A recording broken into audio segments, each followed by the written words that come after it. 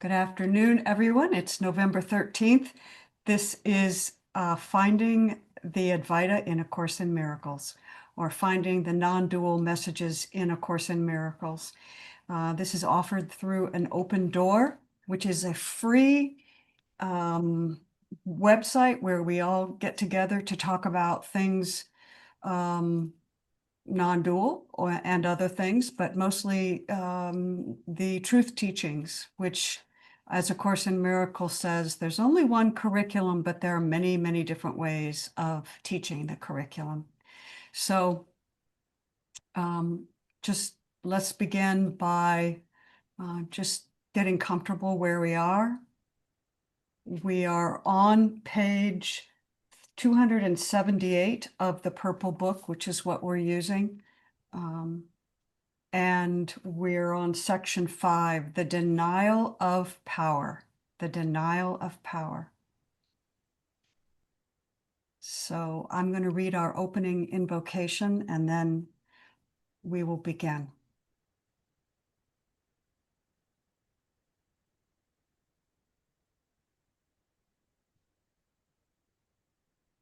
The impulse comes to gather, the quality of how we are together, how we talk. This is our gift to the world. The purpose of every gathering is discovered: to recognize beauty and to love what is beautiful.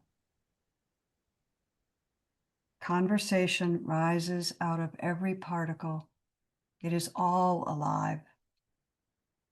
Come to this empty table. Welcome to this empty table, a cleared space where something new can happen. When you take the hands of someone you love, what do those hands become? So for the next hour, let's take each other's hands at this cleared space and share what arises. So you know where we are. It's been very helpful for us to, I think, to just read paragraphs together. And so I will start out on the first paragraph, but before we start out on that, I just wanted to say, Cindy put in the chat the meditation, Samanari Jasara. I'm probably getting her name wrong. It's a meditation from Nisargadatta on the I Am. And if you haven't listened to it, I recommend that you do listen to it, because it takes you to the place in A Course in Miracles that is called the altar of the heart, which is the silent place. And there are many, many different expressions in this altar, but we reach the altar the same way. Each one of us reaches it the same way, which is going inward into the place of peace and silence. And this meditation is a very simple instruction on how to reach the place, how to realize that the place is, it's not really a place, it's a state of being, which is always there. And then how to stay there and just see what happens.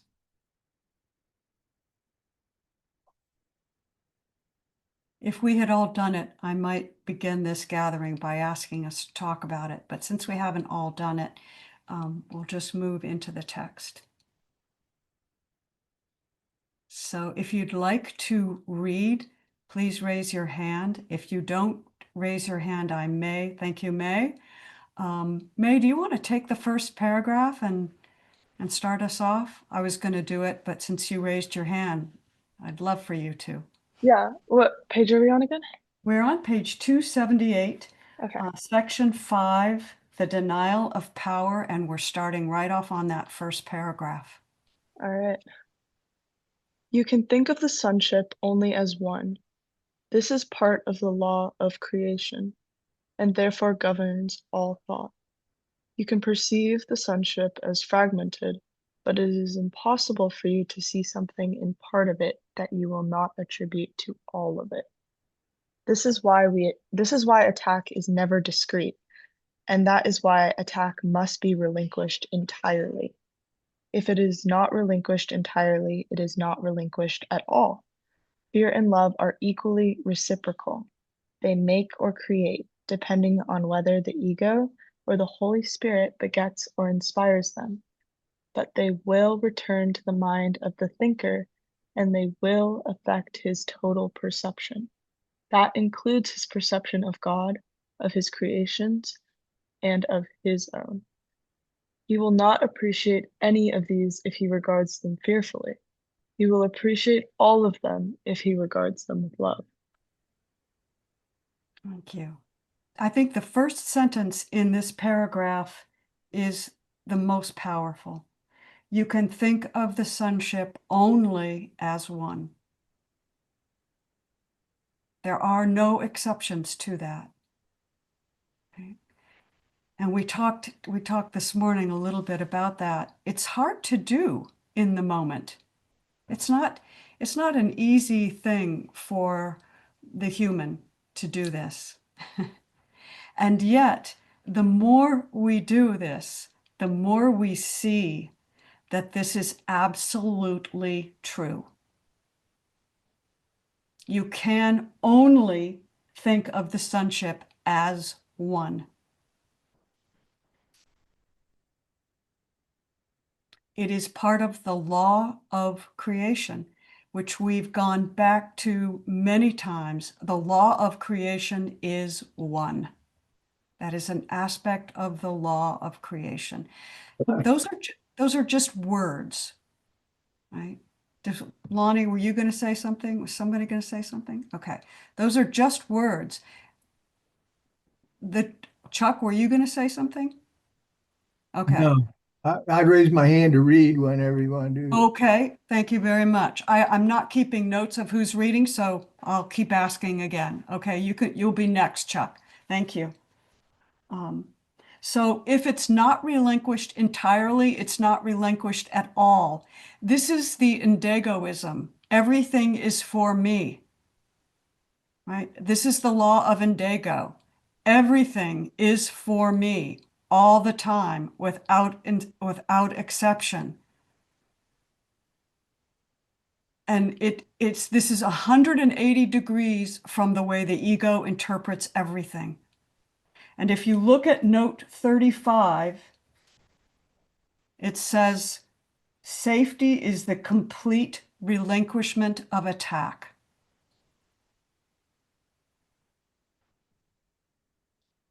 And that would include attack upon yourself. So when Good point.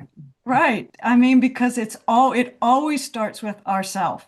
And so the egoic mind is going to take this lesson, and the first time you quote unquote fail, it will use that as a way to tell you that none of this is true, right? There's only one way around the ego's use of that little trickery of mind, and that is to see even your failure as part of God's being. Even your failure is part of the one. There is nothing that is not the one. You have to take this all the way to the end, and then you have to stay there. There's nothing that happens, even your worst nightmare, that is not for you. In every single thing, you will not be wrong to look for the benefit. I'm going to say that again. In every single thing that happens, it will not be wrong for you to look for the benefit because it's always there.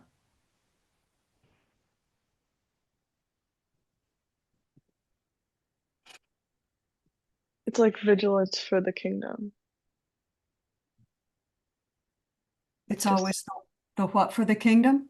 Vigilance. Yes, vigilance for the kingdom. Yes, thank you. All right.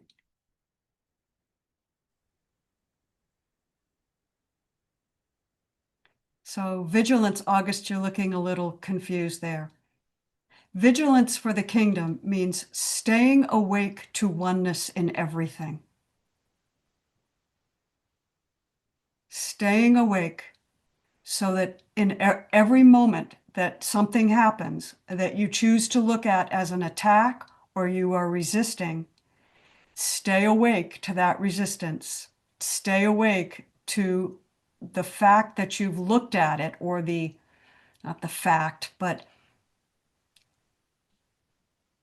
the choice that you've made to look at it as an attack. Right? Stay awake to that, because that's always the ego talking. It's always the separate self. There are no exceptions to this rule. No exceptions. Because as you name it, so you will create it and experience it. So you will create it. And it's because I am in God, I am of God, and I am with God. That is always true. So you are always safe in that. You can never not be safe. So why not relax and look at everything as being for me? If I truly know that I am an eternal, infinite being, then everything is for me. It's all an experience.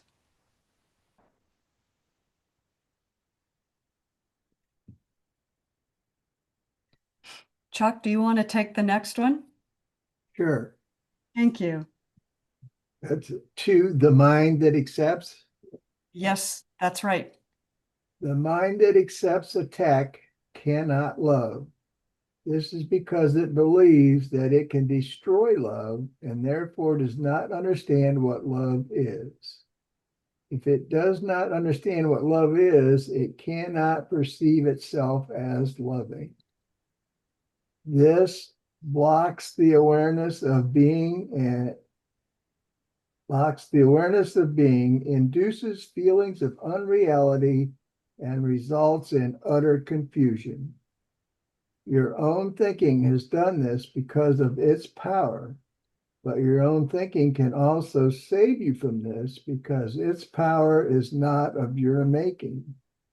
Your ability to direct your thinking as you will is part of its power. If you do not believe you can do this, you have denied the power of your thought and thus rendered it powerless in your belief. Okay, there's a lot in there. A lot. Okay, anybody have any thoughts about that? What pulls for me is you do not understand what love is.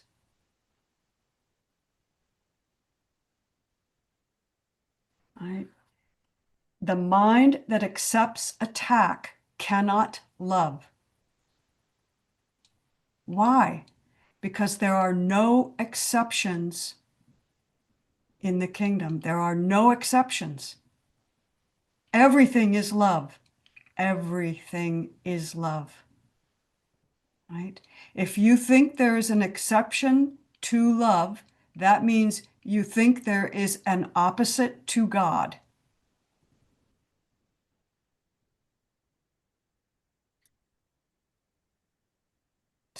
Does everybody get that? I know Cindy's there.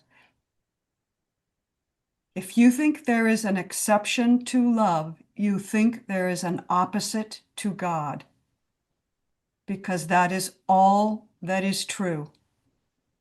You can love, wisdom, peace, whatever you want. Oneness, all that is. If you think that there is an exception to all that is, then you think there is something else besides all that is. You can look at it that way. Mel, you're up. Thank you. Oh, thank you. I I just question, when they talk about your ability to direct your thinking. So it sounds like there's two here. There's the one, and then there's this me here who can control my thinking and choose which way to, isn't that just all just happening? I mean, is there someone there deciding which, you know, as you will, it seems like there's a will in there, a separate will. Do you see what I'm saying? I do. Absolutely. I think this is a very complex idea, what you're talking about here. And I'm going to be really interested when we discuss Natalie Sudman's experience to hear what you say about that. At this level of understanding, at this level of being, there is only one choice. In truth, there is no choice. Everything is always happening within God, as God, and with God. The only choice that we have in this dream is to realize we're dreaming. That's the first and last true choice we have. And it's not even a true choice. It's an artifice of choice. It's a dream of choice. Because what Yeah. is all encompassing can have no opposite. Exactly. Yeah. But actually, if that doesn't happen, that just doesn't happen. I mean, there's no separate individual control. So, if that goes on, you see what I'm saying? There's no doer in that. Exactly. Yeah. No, there isn't.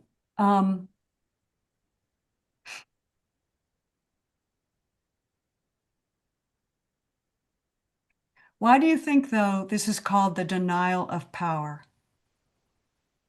Why do you think this is called the denial of power? Well, yeah, Oh, you go ahead, May. I guess it's just the denial of the divine in general. Or not recognizing what you really are. Yes. Yes. Yes. Yes. Because a course teaches that it was, and we'll be reading this as we go along, was the power of the mind to create the dream in the first place. And so this is just telling us that that's really what you are. You have that power. Yeah.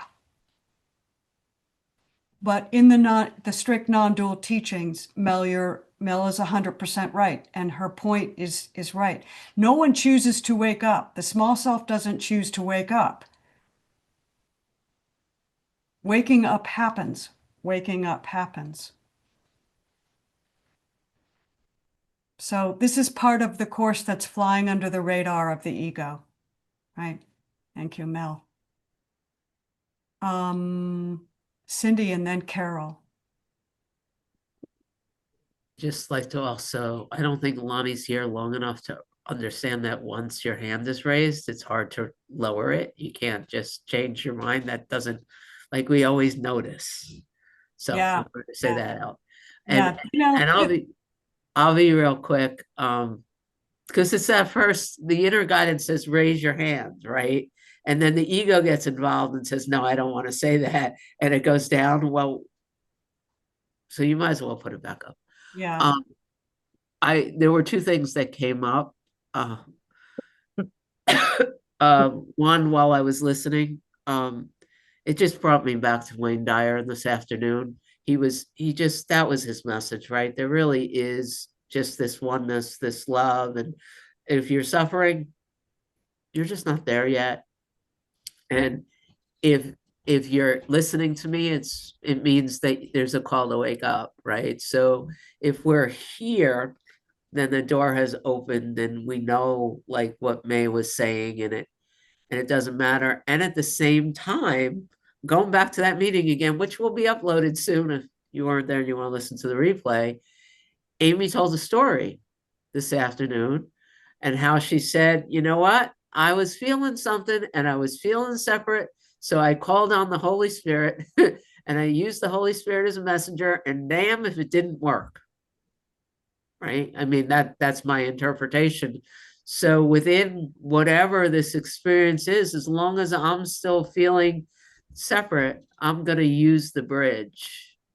Like Amy described this afternoon, because otherwise I'm hanging out in the shit. And if I feel to use the bridge, the Holy Spirit, the truth, or whatever, and I still haven't, and I can hear Amy going, damn if it didn't work, or dang if it didn't work. I wasn't feeling, I want to see if it's going to work. The separate character was still charged, but so you call it. And on some level, I know it's all just happening, Mel, but somehow I also believe the guides when they keep telling me that whatever this separate character is has to keep giving her willingness for what's next. And so I feel good feeling like I have free will to give my willingness to what's next, and then something happens. So I'm enjoying the conversation. Thank you. I love that. I have free will to give my will. This is a case of both and at the same time. We have to walk and chew gum here at the same time. We know that it's oneness. We know that everything is one, and we cannot truly love until we grok that. Does everybody know what the word grok means? We really understand that. We take that into ourselves completely. And we have that experience through practice and through knowing and through being it.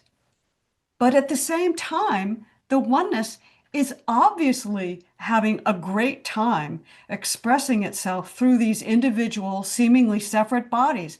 And our job, knowing our job, our opportunity, if we want to take that, knowing that we are one, is to enjoy the appearance and the dream of separation. Just have fun with it, right? Because if you deny the experience of oneness, you will live in fear. But if you deny that oneness is expressing itself through these unique expressions, you will not get the joy of the expression, right? You will deny the gift, right? So it is both and. Carol, thanks for being here. And then Lon. Thanks for having us. Yeah, that's absolutely it. What you just said. It's like both things happening. And to what Mel was saying, absolutely. We all have experiences that time is like an elastic. We don't really, this is a limitation. It's a limited experience, so to speak. And everything doesn't make sense. All the answers aren't there. And so when we see, no matter how it's spoken or written, it seems like there's more than one will going on, but there isn't more than one. There's just happening. And it happens, but it needs to be spoken in ways of a limited mind, because that's the only thing that has language. And so, but it is, if it's all just one, then there isn't more than one will. But there do seem to be different time dimensions or experiences of colliding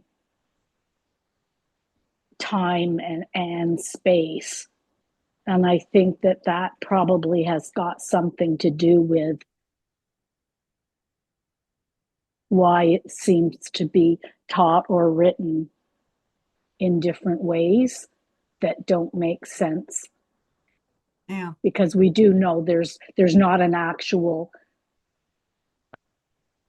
separate thing doing thing. There's not a doer, there's just happening. It's just happening. Yeah. I mean, that's, and isn't it's crazy, but it's okay to get the juiciness out of it too, isn't it, Carol? Yeah. It's all right, because it is a very juicy experience. And Absolutely. that's what we're here for, is as the oneness, is to have the juicy experience and to translate that information back to ourselves. You know, we're just sharing all of it with ourselves, right? Like, is there one story about a guru that is not blown away by the mystery of it all? Yes, it seems like it's all da da da, but it's always, this is as far as we know. Like, there is not one that is not blown away by that. And so the juiciness is absolutely. But what I really wanted to say was that when you were talking about the love, and it just goes back to, we know in experience it's either love or it's a call for love. There's nothing other than that. We know that a call for love comes from fear or hate or whatever, which is something that is in distress, something that is in conflict, something that is not love or peace. And there is no So opposite to love. There's no opposite. exactly. Fear is not the opposite to love. No, It is not. Love it's is not. everything. It is everything when it realizes that love is everything. But when there is an unmasking of itself through specific body minds, it seems like there's fear and conflict playing out. And that's part of the unmasking, but it's always love. It just misperceives. So, and we know that. We know that there's either peace or there's the opposite of it. So, anyway, thanks, guys, for listening. Thank you, Carol. Lonnie, you're up next. Thanks for being here.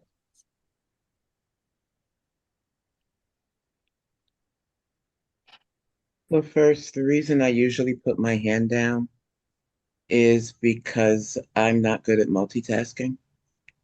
And so holding on to what I was going to say and being fully present with what's happening in front of me and I just came from acupuncture getting my energy taken care of. So,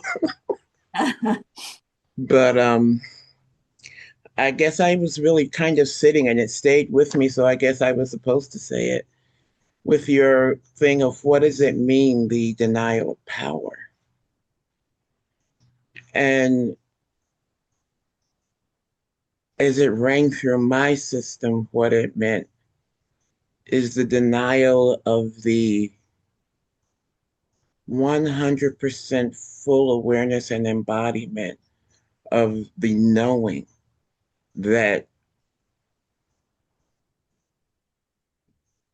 whatever it was or whatever awareness is what we are, and that we are powerful in what we create in this experience. That the energy of how do I say this? The energy of creation that we get to exist as is far more powerful than perhaps we're willing to accept or acknowledge or be willing to held accountable for. Does that make sense? Yeah, it does. So that's kind of how I hear that denial of power, and I guess the other thing that keeps ringing in my system is, for me, like as things like fear fell away and stuff like that, and I began to hear more. My board's just getting wiped. I don't know what I was about to say, so I'm going to shut up. I'm going to let that go. Not meant for now. Oh, thank you, Lonnie. Chuck, do you want to take us to the next paragraph? Oh, no. Yeah. Do you want to take us to the next paragraph? You want me to read 3? Is that what you're asking? Yeah. Yeah, I'm willing to do that. Okay. The ingeniousness of the ego to preserve itself is enormous, but it stems from the power of the mind which the ego denies. This means that the ego attacks what is preserving it, and this must be a source of extreme anxiety. This is why it never knows what it is doing. This is perfectly logical, though clearly insane.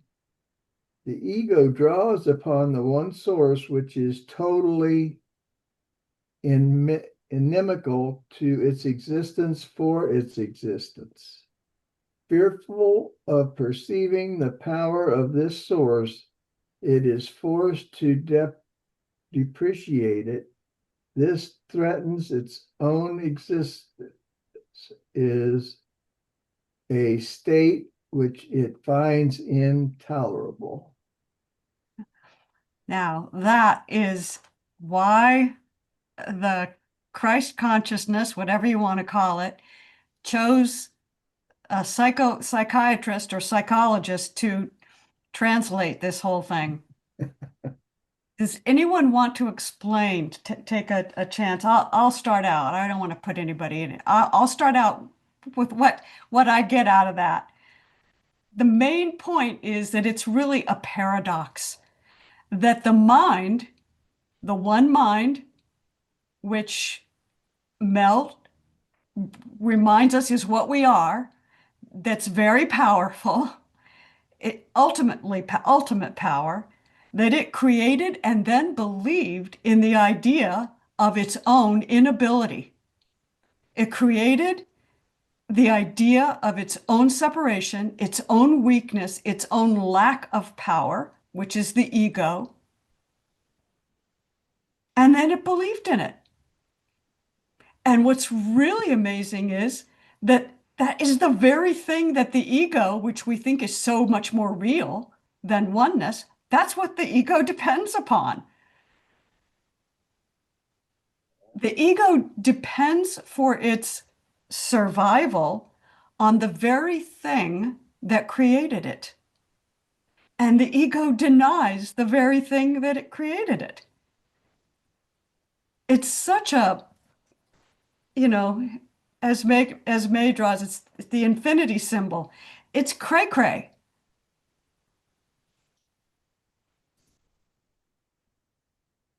Right? It's totally nuts, right? So the ego, which denies the right mind or the big S self, was created by the big S self as an idea, an idea. And the mind has so much power, which it has hidden from itself, and now it has to reclaim. It has to reclaim this power. Right? It has to wake up from the dream. Who wakes it up from the dream? The same mind that created the dream in the first place, which gets us back to what Mel was saying. There's no one doing anything, right? It's the same mind that created the dream that's waking itself up from the dream, right? And the only apparent power that there is in the dream is to remember. But that's really just like a carrot and a stick, because the mind is really doing all of its own work, right? There isn't a dreamer that's waking up. It's always the big S self that's waking itself up. That's what I get out of that. Are you saying the big ass self? Oh, that's what my friend John calls it. I'm saying the big S self, but sometimes I call it the big ass self. I kind of like that. I do too. Yeah.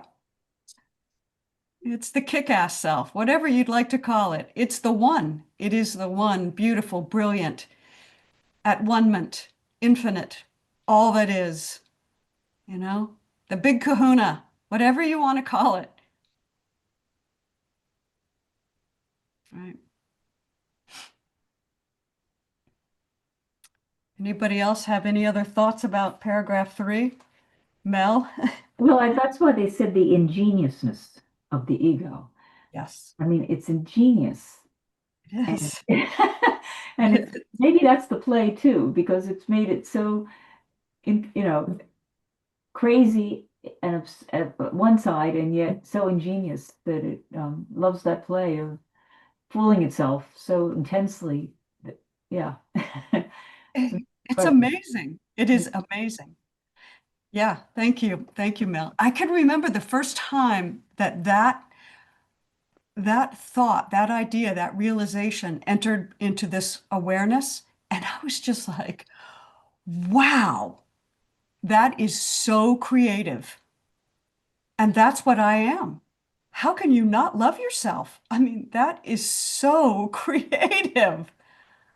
Lonnie, you're up. And so this is why I've kind of had this, I'm going to call it ego play back and forth, or play with the ego back and forth, because I got to this place of, well, if it's here, it got to be here for something. What's it here for? You know? And it has to be here for something that works for me because it's here. And that's really kind of what made me start paying attention to, well, when do I really notice it showing up most? And what the heck happened in that moment? You know? So that now I can figure out how to, for lack of a better term, use it in a different way. Use it to help me move forward just by understanding what triggers it, what makes it show up the way it does, you know, and recognizing too that that is in this being, you know. And Lonnie, that's the power. That is the power. So once you recognize that and you decide to, just to use your terms, to use it, you're the one in control. You, the big ass Yes, self, you're the one with the power now. Not yes. the unconscious ego. And There- that's what I meant before about, I feel like there's like billions of moments in a day in which I get to choose to step and bite the hook of fear and be swung around by that, or just to stand in the truth of love that I know I exist in. And it could be just this moment, and then this moment, oh, I got to do it again. Oh, I got to do it again. Infinite number of moments, right? And you keep taking me back to the ocean. Every time you talk, I keep seeing the ocean and waves. And all of us are just these magnificent waves that get to up and back and rejoin and up and but to show you to celebrate the magnificence of expression. That's kind of how I see it. We are the magnificent ocean. Yes. We are not even the wave. We are the ocean itself. Well, And in its entirety, but when I see all of you, honestly, when I look at all of you, what happens in my system is what interesting expressions they took. That's kind of how it plays in my head. I yeah, don't have a pretty, ugly, black, white, yellow, green. I don't have that anymore. I have, how interesting to choose to express that way. I wonder what that's like. that's 100% right. That's 100% right. Thank you for that. That one's in a wheelchair. That one can't speak correctly. That one doesn't see very well. You know, yeah, that one has this color skin. That one has this curly hair. That one is as pale as a ghost. That whatever. That one seems to have a sick body right now. It doesn't matter. Yeah, Yeah, it does because it matter. all just folds back on. It's the amplitudron Oh, booming out and then booming back in, yeah. folding back on itself. It is the infinity. Trace logic, I've been thinking about it. It's literally the meeting point in the infinite. It just folds, folds. It never stops. It's all just one through line. And it's like once you realize that it is just like the light within all of us, the kernel of truth that has created everything. It's just like it just boom, it opens up so much more. And that's how we like change the world is like just like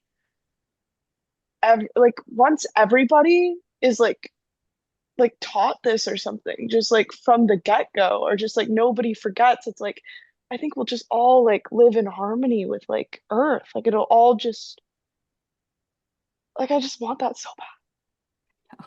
And I know eventually that's where we're going. But like in apparent time, like we're just at a point where it's like we have to remember it for everyone. I don't know. And for yourself too, Yeah. because the infinite is looking for the most juicy, authentic experience.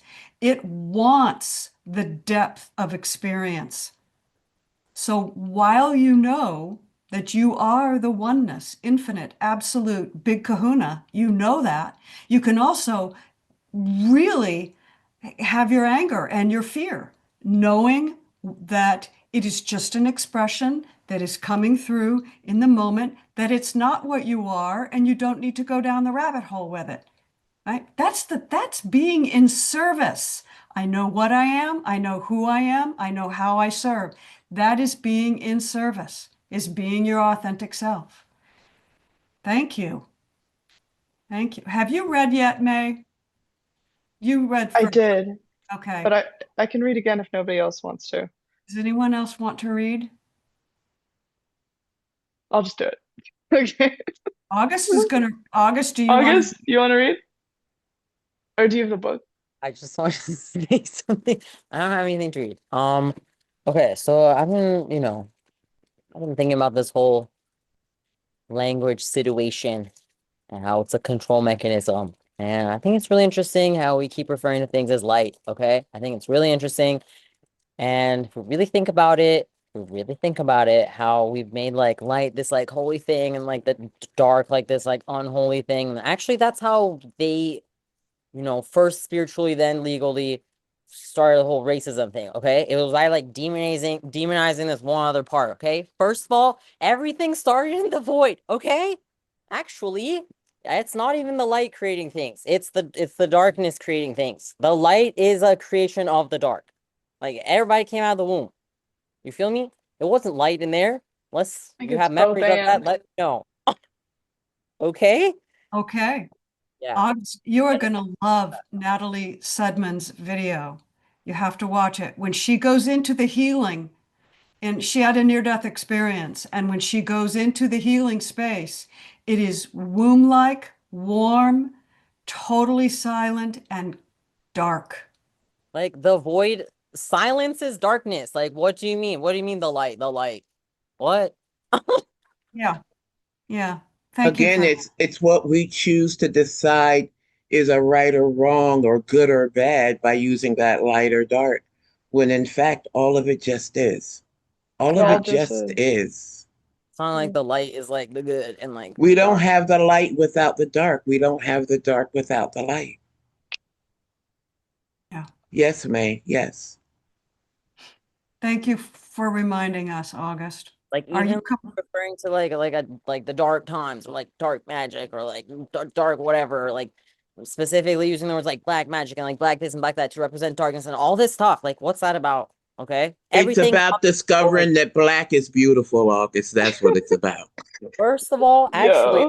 I want to say I don't even understand why people with that certain skin color are referred to as black. They are literally golden colored skin. Who is seeing black out here? That is golden colored. Okay. Those who move in separation are seeing it. They love little boxes. Boy, do And they they love go a to the box. extremes of those little boxes. Yeah. That's It's what separation is about. literally gold. Like golden. Okay. And they're jealous. Let them know. All right. That's really okay. Yeah, Are we ready for paragraph? August has been on a little bit of a rant here. Are you complete? Yep. Have you Yep. exhausted yourself with, good. Are you all done? Thank you for that. Thank you for that beautiful reminder. Thank you for being your authentic self. We love you. And, Lonnie, I love that we can speak so freely here. When I went to, I just share this. I haven't shared this with very many people, and it's not a big deal, but we went to China to pick up our daughter, that we adopted her from China. And so I spent a long time there in China, and I really loved my daughter. I love her. And I noticed when I was there how white everybody was and what a boring color it was. just, and I really felt that there were so many different colors of skin, like some that were just chocolate colored and some that were looked like coffee with a little bit of cream, and just the beautiful stuff of it. And I looked at myself, I was like, this is kind of a lifeless color. Uh, but you know, it's what it is. There's no point in comparing. It's just an expression of the infinite. But that was like, you know, 30 something years ago. And it really made an impression on me, and it's never left. So thank you, August, for reminding me of that. And Lonnie, thank you also for being my witness. Lonnie, do you want to take the next paragraph? Paragraph 4? Would I you be? do not have a book, so I am Oh, only here to hear people read. okay. All right. Julie, do you want to? Okay. Thank you, Julie. Sure. And you said paragraph 4, correct? Yes, ma'am. All right. Remaining logical, but still insane, the ego resolves this completely insane dilemma in a completely insane way. It does not perceive its existence as threatened by projecting the threat onto you and perceiving your being as non existent. This ensures its continuance if you side with it by guaranteeing that you will now not know your own safety. The ego cannot afford to know anything. Knowledge is total, and the ego does not believe in totality. This unbelief is its own origin, and while the ego does not love you, it is faithful to its own antecedent, beginning as it was begotten. All right. Thank you. Thank you. Okay. So remaining logical, but still insane, right? Because it's insane. Even the insane can be logical, right? But it's still insane. It doesn't perceive that its existence is threatened. It doesn't say, oh, because it doesn't recognize the divine. It only recognizes separation, right?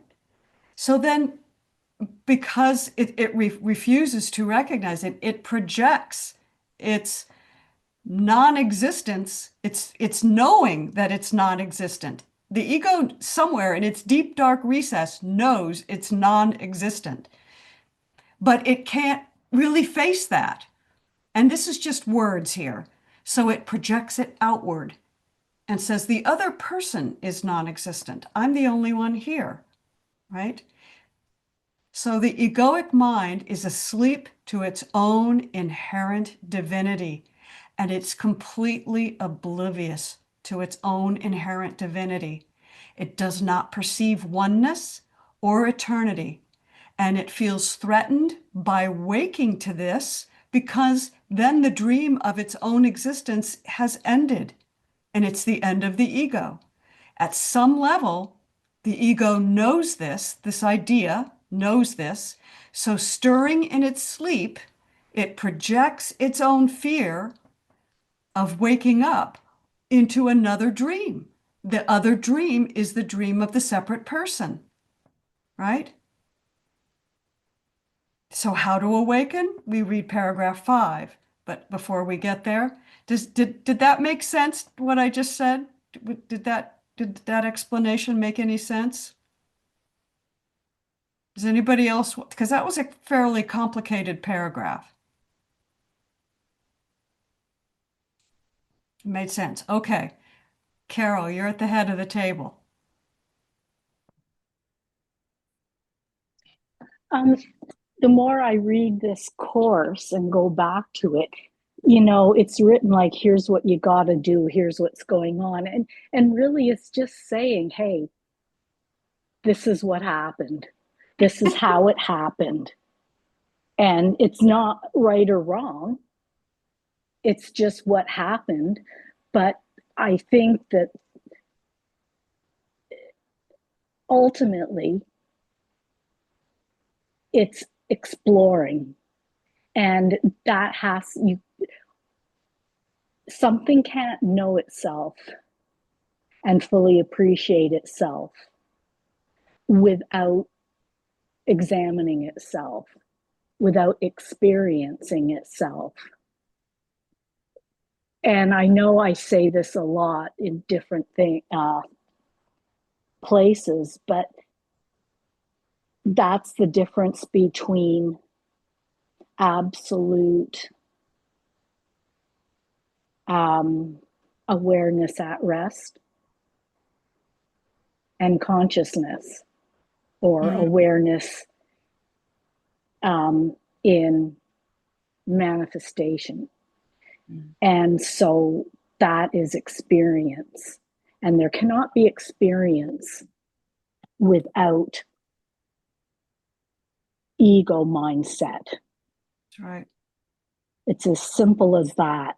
Otherwise, it's just deep sleep, because that's what absolute peace, absolute is. That's right. So it's all love, even as it appears not to be, because it's just little fractional aspects of the one perfection. So, may I pull on something that you said? I want to just pull on a thread. The Course really, in my own opinion, does a bit of a disservice because it couches the ego in terms of a mistake, you know, and that is, I think that's Helen's sort of that's her contribution. That was her filter, not a contribution. It was her filter, right? And this was explained to me at one point. Helen had a Southern Baptist nanny who used to teach her about certain spiritual things. And the theory somewhere in there was that became a filter that this went through. So I just want to put that out there, and I want to thank you, Carol, because when we talk about these points, and I think it's really helpful, and Mel brings us back to this too. There is no mistake. There has never been a mistake. It's just an experience, right? So that's an important foundation to put in there in this. So thank you, Carol. Are you complete? Okay. Lonnie and then Patricia. And then I think we'll close out. Envy, it's just an experience. I mean, I've said it over and over again, I've not read A Course in Miracles because I have great difficulty with the words. I don't know if I read it now, if it would be different. But that it's just part of what keeps striking me is I can't make this pretty. I just gotta say it like I gotta say it. And that is the ego just gets such a bad rap. And I feel like the ego is essential to the forgetting and also essential to the remembering. Yeah. That's exactly what Eckhart Tolle says. Thank you. Thank you. Patricia, you're up next. Thank you. Good to be here. To condense this, as I like to do, and to bring it down to earth or heaven or both, which it is, it just is. Both are true. As Lonnie was talking about, we came into this form. I'm in this Patricia suit. We're all in different suits, but boy, I need the ego when I'm crossing that street and the traffic is just unbearable. My judgment, it's just busy. So I need the ego. I need the ego when I'm making soup. I need my ego. It's not going to happen by itself. I have to think about it. But my goodness, isn't it wonderful that when I taste that soup, it's divine. So both are true. Yeah, thank you. Both are true. Thank you. Thank you. I think we could also call the ego a narrow focus, right? The ego is just a narrow, narrow focus. It is so focused and so narrow that it cannot perceive anything outside itself. And the whole guilt and fear thing is simply a byproduct of that focus. It's what comes along with it. It's not condemnation or punishment or anything. It's just a byproduct of the narrow focus, right? Because when you perceive yourself separate, you will have fear. It's not a bad thing or what, it's just, and it's not true, but it's a byproduct of that narrow focus. We could, that's a really interesting conversation. Thank you, Patricia. Thank you for bringing us to that. August, and then August, you're going to close us out. I'll do the invocation after you. Welcome to the head of the table. The wildest downloads. Okay, more on what I was saying before. Out of nowhere, I was thinking about rainbow because I was like, yo, rainbow family jamily. And then I was like, wait. We took all the colors in the rainbow and we didn't separate them. It would be a black mush. It would be darkness. We literally, the only way we can understand a rainbow is to see them separately. And then I was like, oh my God. And then it was like, wait, what's this whole thing about like, I am the light, I am the light. And I was like, oh my goodness, it's not I am the light. This expression is the light, the visible world, the external world is light. The truth that they don't want us to know and see is actually the internal, invisible means darkness. It's not light. That's why they gotta fucking demonize it and shit, you know, as they do everything else that's true. You know, you feel me? Invisible is darkness. That's I know why May hears they're out you. here thinking that you're this, because they're like, the light, the light. What? Yeah. Thank you for Is it reminding us. invisible or transparent? Oh, good question. Thank you, Lonnie. May, what say you? Semblances of separation. It's all just a semblance. Yeah. But we need it. We need it to, yeah, to be, have this it's just experience. part of it. Exactly. It's all just experience. Yeah. And the experience just, it bounds and bounds on itself. And like when you're when you're in congruence with the truth of your being, it just like, it all just starts that triangulation. It's what they call the upper room, I guess, but it's like, it just starts making like it's an ease, I guess. It's just an ease. It's not denying the power. It's not denying the power to bring it all full circle. August, what? What? My gosh, even a rainbow is an illusion. It's not even there. You know that song by Kermit the Frog? No. You don't? Oh. I'll send it to you. It's not even my first language. All right. I think we have completed this portion of the hour here. So we'll start on paragraph 5 next week. Paragraph 5. All right. I want to thank everyone for being here, and what a great discussion. We are so lively. Thank you, thank you, thank you. Thank you, Marisol.